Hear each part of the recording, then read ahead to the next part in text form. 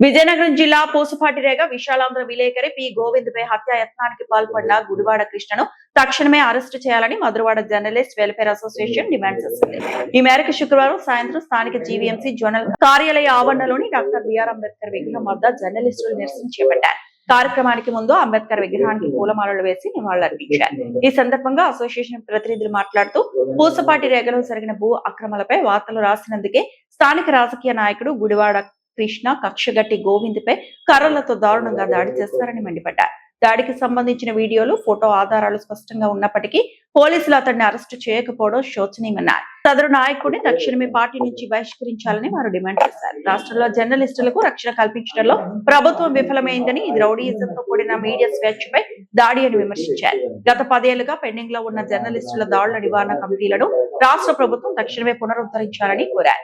నిరసన అనంతరం PM Palem police station CI G బాలకృష్ణకు వినతిపత్రం అందజేశారు. కార్యక్రమంలో మధురవాడ విశాలాంధ్ర రిపోర్టర్లు సునీల్ కుమార్, పోలిమాటి, తనికెళ్ల సంతోష్ కుమార్, మధురవాడ జర్నలిస్ట్ అసోసియేషన్ నాయకులు కేటి రామునాయుడు, బి ప్రతాప్, బసనపోయిన ఆనంద్, అద్దంకి శాంబశివరావు, బాలపాత్ర తదితరులు పాల్గొన్నారు. ఈరోజు విజయనగరం జిల్లా పూసపాటిరేగ మండలం విశాలాంధ్ర విలేకరు గోవింద్ పై అక్కడ భూ కబ్జాదారులు వార్తలు రాసినందుకు తీవ్రంగా దాడి చేశారు.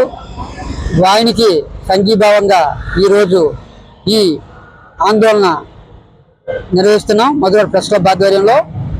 ఈ అసలు ప్రజాస్వామ్య వ్యవస్థలో ఫోర్త్ ఎస్టేట్ అనేది చాలా కీలకమైనది. అసలు ఫోర్త్ ఎస్టేట్కి రక్షణ లేకపోతే ప్రజాస్వామ్యానికి కూడా రక్షణ లేదనే తప్పుడు సిగ్నల్స్ వెళ్తాయి. కాబట్టి ప్రజాస్వామ్యానికి రక్షణ కల్పించాల్సిన బాధ్యత ప్రభుత్వంపై ఉంది. ఎవరైనా రిపోర్టరు లేకపోతే ఏదైనా ఛానల్ వాళ్ళకి నచ్చని వార్తలు రాస్తే వాళ్ళ మీద దాడులు చేయడం అనేది చాలా అమానుషమైన చర్య.